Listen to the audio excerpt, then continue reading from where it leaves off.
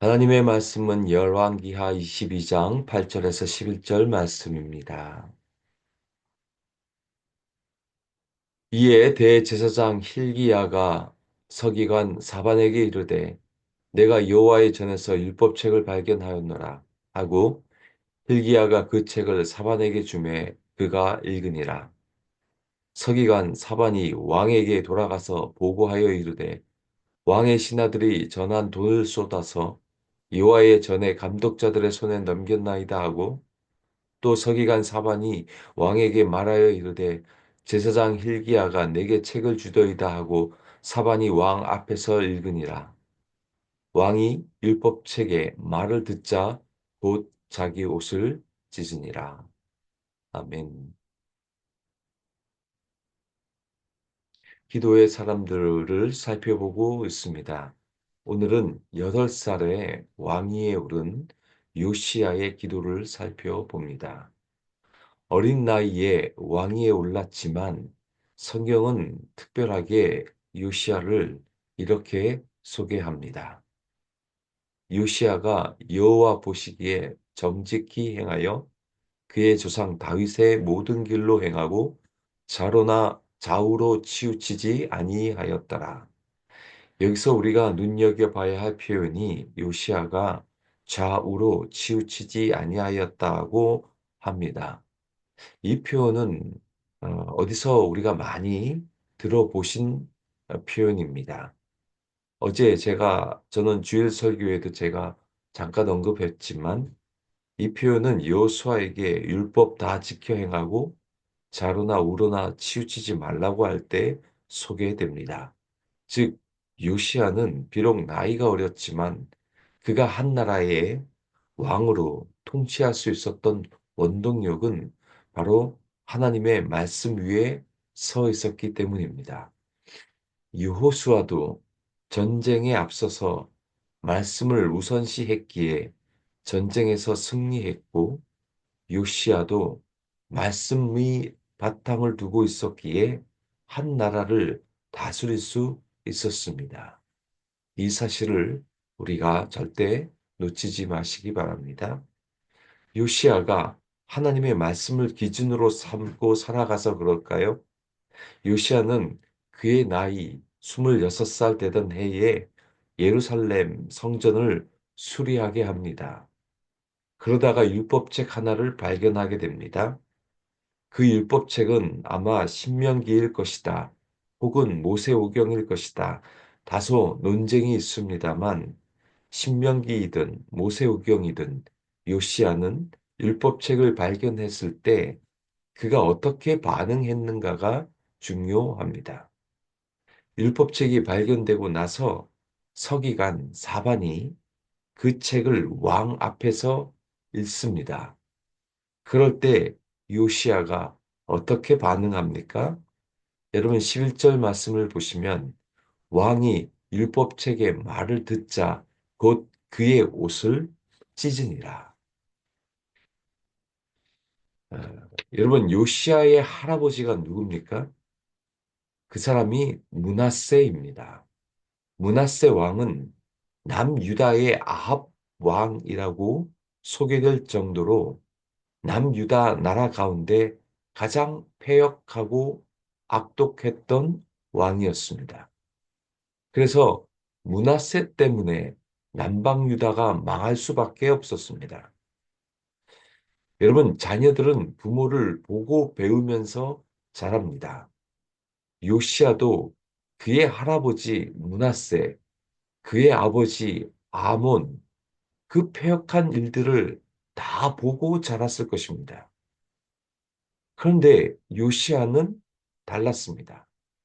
그는 율법책의 말을 듣자마자 옷을 찢습니다. 옷을 찢는다는 말은 회개의 기도를 했다는 것입니다. 통곡하며 하나님 앞에 자신들의 죄를 자복하며 나아간 것입니다. 여러분, 남방 유다 말기쯤에 가면 엘리야김이라는 왕이 등장하는데 그 왕은 기록된 하나님의 말씀을 면도칼과 같은 예리한 칼로 하나씩 하나씩 잘라내어 말씀을 화롯불에 던집니다. 그만큼 패역했습니다. 그런데 이들의 왕과는 달리 요시아는요, 그 하나님의 말씀을 듣자 그의 옷을 찢습니다. 그의 아버지와 그의 할아버지의 전처를 밟지 않았습니다. 아마 저는 요시아가 얼마나 통곡했을까 상상해 봅니다. 그의 할아버지 므낫세 때문에 나라가 망했고 그의 아버지 아몬 므낫세의 전처를 그대로 밟았습니다. 요시아는 발견된 그 율법책을 읽자마자 통곡합니다. 회개합니다.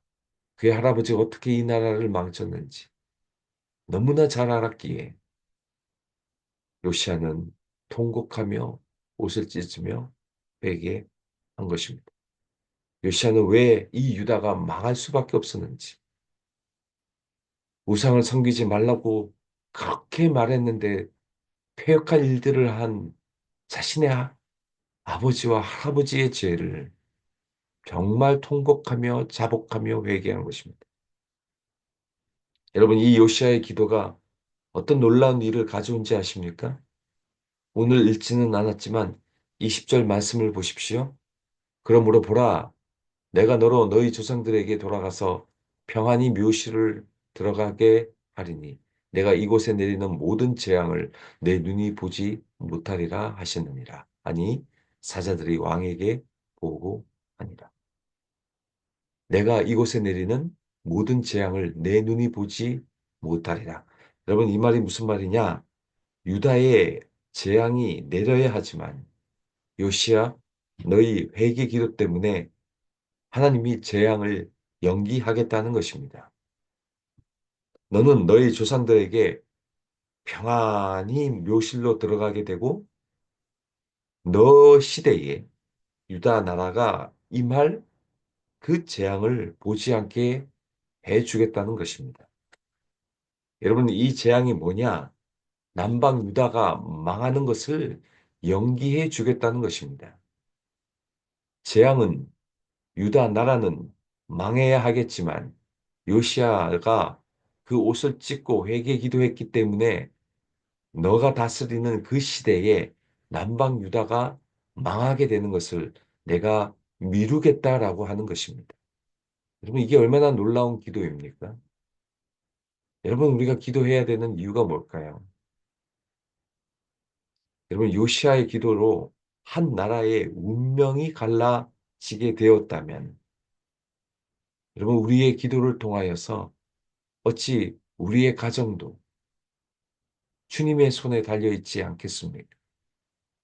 아무리 어려워도 우리가 기도하면 한 나라의 운명을 갈라놓았는데 하나님이 우리의 가족도 갈라놓으실 것이고 우리의 가정도 주님 손 안에 있습니다.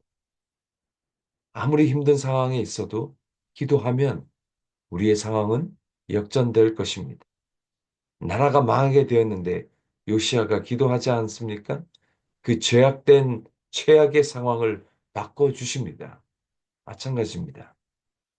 우리의 가정도, 우리의 교회도, 여러분의 지금 상황도 기도함을 통하여서 하나님이 새롭게 해 주실 것이고, 바꿔 주실 것이고, 우리가 주님께 손에 기도를 올려드릴 때 우리의 모든 상황들도 기도를 통하여서 가장 최선의 것으로 하나님이 바꿔 주실 것입니다.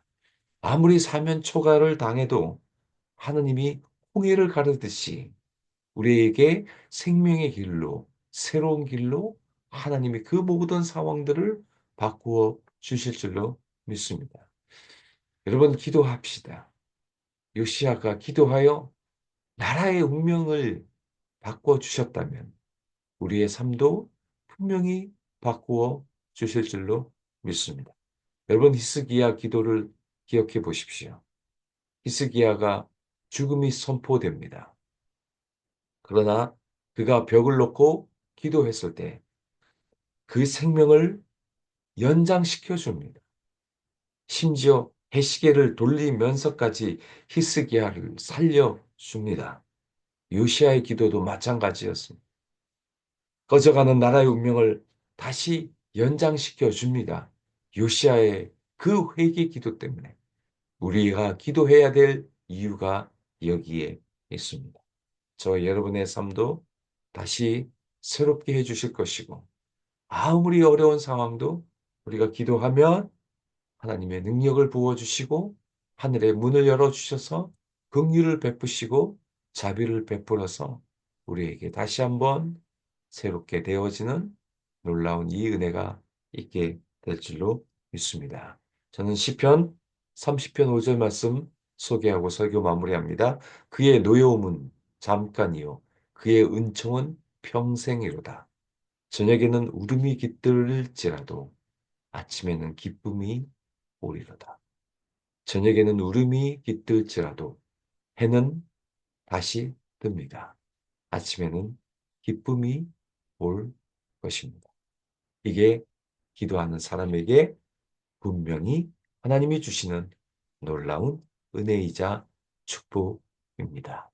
여러분 기도를 통하여 하나님의 풍성한 은혜를 맛보시는 저와 여러분 되시기를 주님의 이름으로 축원드립니다.